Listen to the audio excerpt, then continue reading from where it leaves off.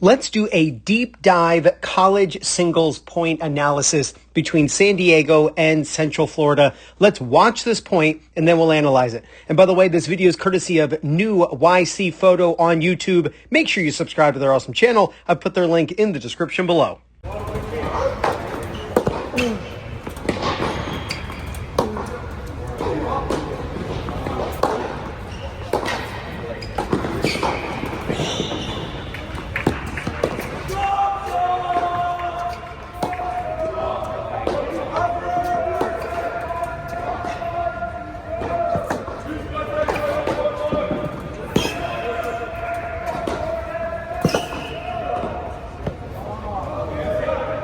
So the point starts out with an uneventful serve and return, and then there's a bit of a rally, a cross-court exchange right here.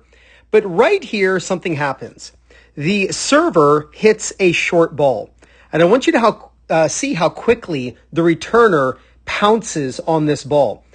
It's really simple. When your opponent hits the ball short and the ball lands somewhere in the service boxes, you've got to attack. There are 3 times to go to the net in tennis. When you get a short ball, when your opponent's in trouble, and when you can serve and volley, right? When you got a good serve and a good first volley, then it's a good idea to serve and volley. I watch so many rec players, the opponent will hit a short ball, and then the player will just stay back, and they let the ball turn over and then come back to them.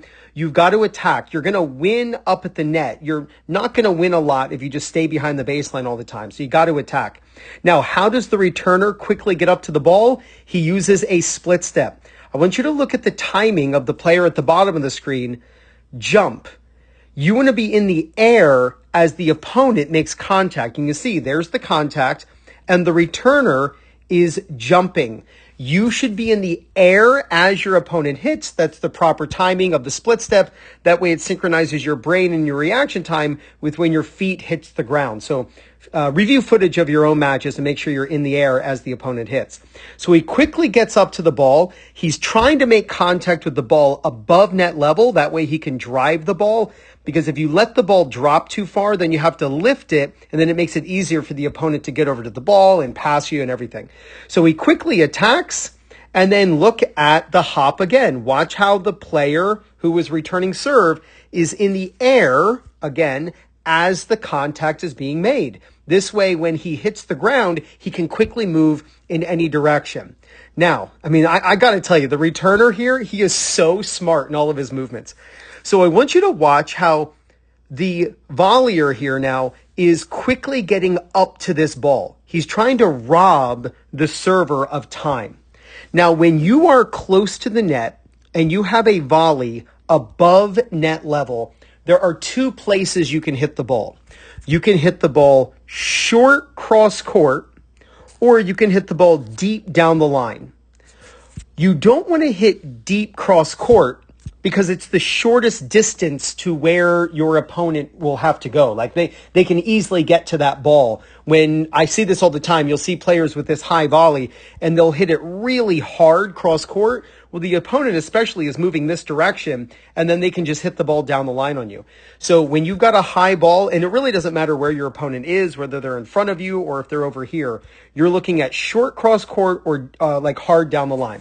Now the server knows this.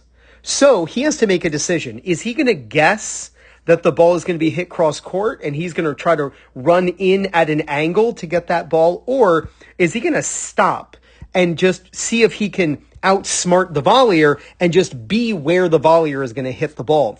And that second one is actually what happens. The server stops moving and the volleyer hits it right to him. Now, right now, the volleyer is thinking, oh no, because look how close he is to the net. You've got the one-handed backhand, so you know what's going to happen. A lob is going to go up over the volleyer's head. Now, right here, the volleyer makes a crucial mistake. Has your tennis game plateaued, or you feel like you're not improving fast enough? Then maybe what your game needs is a video analysis lesson.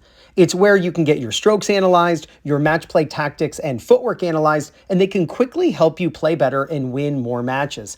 In fact, here are some visuals of technique and match play analysis lessons I've recently made for players around the world, and I can analyze you too. If you'd like me to personally teach you and help you quickly improve, click the link in the description or first comment and learn more about video analysis lessons. When you see the back of the volleyer, meaning you lobbed over them and they're running back to go get it, and all you see is their back because they're running away from the court or away from the net, you need to sneak in. You need to rob your opponent of time to, get back into the point. What ends up happening is the server stays back, and that gives the returner, who's now turning around and just hoping that this guy did not move in, it gives this guy a nice little breath of fresh air going, oh, this is so nice. I'm so glad the server didn't attack. Because look where the returner, look where his ball lands. It lands short in the service box. This guy, if he had moved into like no man's land, he could have easily attacked this ball very soon after the bounce. He could have hit like a little drop volley, like half volley right here. He would have all these options. He could be hitting the ball right now and attacking with an approach shot, but he doesn't. He lets the ball turn over and the point resets. If I were this guy's coach, I would be having a meeting the next day, reviewing this footage and being like, look, you cannot lob over your opponent and just let him off the hook and stay behind the baseline. You got to sneak in. You're going to win a higher percentage of the points. So then you get a nice cross-court rally again going on here. Now, right here, the server decides to hit down the line, which is pretty common because if you hit too many cross-court balls, then your opponent can run around it and hit an inside out or an inside in forehand. So you'll often see like 2 shots go cross-court and then a shot go down the line, which moves this player over here. So watch the slice down the line.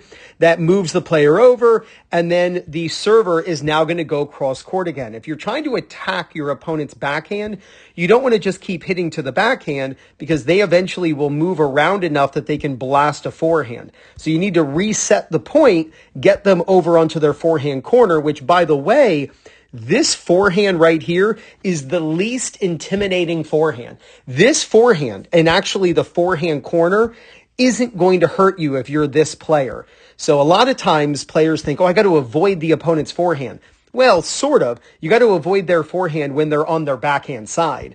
The inside out and the inside out forehands are the forehands that do the most damage.